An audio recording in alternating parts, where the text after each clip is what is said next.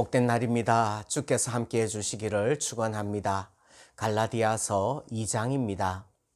14년 후에 내가 바나바와 함께 디도를 데리고 다시 예루살렘에 올라갔나니 계시를 따라 올라가 내가 이방 가운데서 전파하는 복음을 그들에게 제시하되 유력한 자들에게 사사로이 한 것은 내가 다름질하는 것이나 다름질한 것이 헛되지 않게 하려 함이라. 그러나 나와 함께 있는 헬라인 디도까지도 억지로 할례를 받게 하지 아니하였으니 이는 가만히 들어온 거짓 형제들 때문이라. 그들이 가만히 들어온 것은 그리스도 예수 안에서 우리가 가진 자유를 엿보고 우리를 종으로 삼고자 함이로되 그들에게 우리가 한시도 복종하지 아니하였으니 이는 복음의 진리가 항상 너희 가운데 있게 하려 함이라. 유력하다는 이들 중에 본래 어떤 이들이든지 내게 상관이 없으며 하나님은 사람을 외모로 취하지 아니하시나니 저 유력한 이들은 내게 의무를 더하여 준 것이 없고 도리어 그들은 내가 무할례자에게 복음 전함을 맡은 것이 베드로가 할례자에게 맡음과 같은 것을 보았고 베드로에게 역사하사 그를 할례자의 사도로 삼으시니가 또한 내게 역사하사 나를 이방인의 사도로 삼으셨느니라. 또 기둥같이 여기는 야고보와 게바와 요한도 내게 주신 은혜를 알므로 나와 바나바에게 친교의 악수를 하였으니 우리는 이방인에게로 그들은 할례자에게로 가게 하려 함이라. 다만 우리에게 가난한 자들을 기억하도록 부탁하였으니 이것은 나도 본래부터 힘써 행하여 왔노라. 게바가 안디옥에 이르렀을 때에 책망받을 일이 있기로 내가 그를 대면하여 책망하였노라. 야고보에게서 온 어떤 이들이 이르기 전에 게바가 이방인과 함께 먹다가 그들이 오매 그가 할례자들을 두려워하여 떠나 물러가매 남은 유대인들도 그와 같이 외식함으로 바나바도 그들의 외식에 유혹되었느니라. 그러므로 나는 그들이 복음의 진리를 따라 바르게 행하지 아니함을 보고 모든 자 앞에서 게바에게 이르되 네가 유대인으로서 이방인을 따르고 유대인답게 살지 아니하면서 어찌하여 억지로 이방인을 유대인답게 살게 하려느냐 하였노라. 우리는 본래 유대인이요 이방 죄인이 아니로되 사람이 의롭게 되는 것은 율법의 행위로 말미암음이 아니요 오직 예수 그리스도를 믿음으로 말미암는 줄 알므로 우리도 그리스도 예수를 믿나니 이는 우리가 율법의 행위로서가 아니고 그리스도를 믿음으로써 의롭다함을 얻으려 함이라. 율법의 행위로서는 의롭다함을 얻을 육체가 없느니라.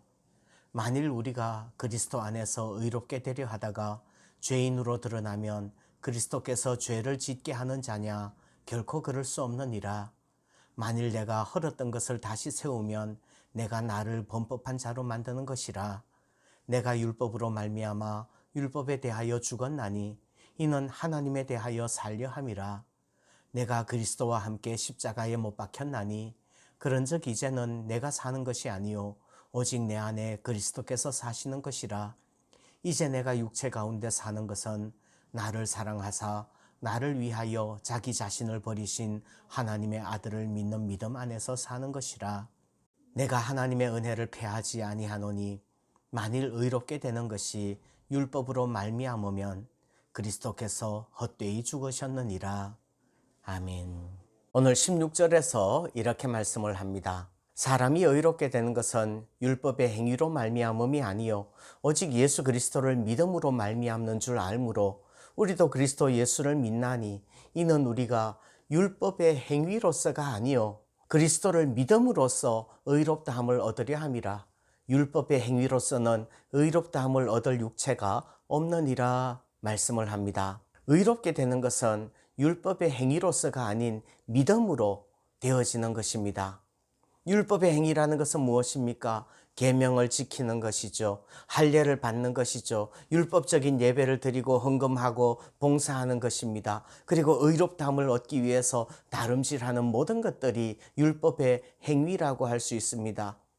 내가 다름질하는 그것으로 의롭게 되지 않는다는 말이지요.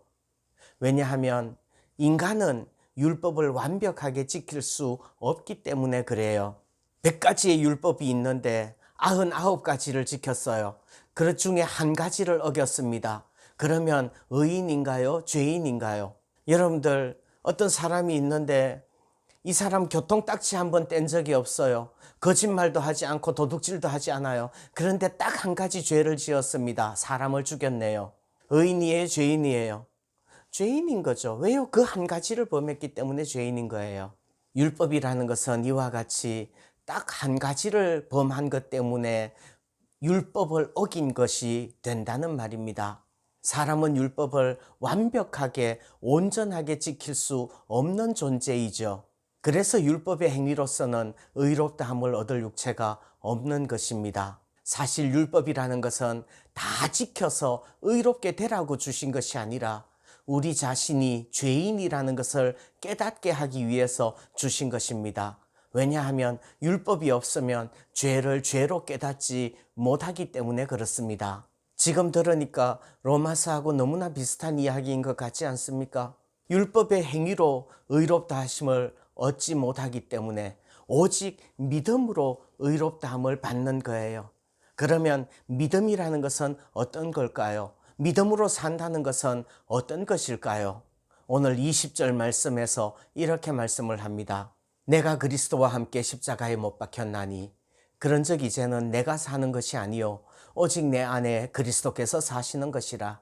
이제 내가 육체 가운데 사는 것은 나를 사랑하사 나를 위하여 자기 자신을 버리신 하나님의 아들을 믿는 믿음 안에서 사는 것이라. 이 구절 굉장히 중요합니다. 암송할 수 있으면 좋겠어요. 믿음이라는 것은 무엇입니까? 믿음으로 산다는 것은 무엇입니까? 나는 죽고 내 안에 예수님이 사시는 것이지요. 내 안에 계시는 예수님의 뜻대로 사는 삶이에요. 임채훈식으로 이야기하면 뭐예요? 예수님이 나의 주님이십니다 라고 고백하고 복창하고 사는 거죠. 말로만 예수님이 주인이라고 고백하는 것이 아니라 우리의 삶으로 예수님께서 내 마음의 왕좌에 앉으셔서 나를 다스려 주시고 통치해 주시는 그 삶을 순종하면서 사는 것이, 그것이 믿음이라는 말입니다. 예수님 안에서 믿음으로 살면 신앙의 자유함을 누릴 수 있어요. 율법으로 살면 내가 온전히 율법을 지키지 못하여서 지옥 가면 어떡할까? 이것 때문에 끝까지 두려울 거예요. 그러나 믿음으로 살면 나를 사랑하셔서 나를 위하여 자기 자신을 십자가에 내어주신 주님께서 내 모든 것을 다 합력하여서 선을 이루어 주시고 예수님께서 내 모든 삶을 책임져 주시는 줄 믿습니다. 나의 과거와 현재와 미래의 모든 죄까지도 씻어 주신 줄 믿습니다. 그래서 자유할 수 있는 거예요. 내가 좀 부족하고 내가 좀 약해도 내 자신이 약할 그때에 주님이 일하심이 드러날 것이기 때문에 담대할 수 있는 것이지요. 율법의 행위로서가 아니라 오직 주 예수 그리스도를 믿음으로써 의롭다함을 받는 우리가 된 줄 믿습니다.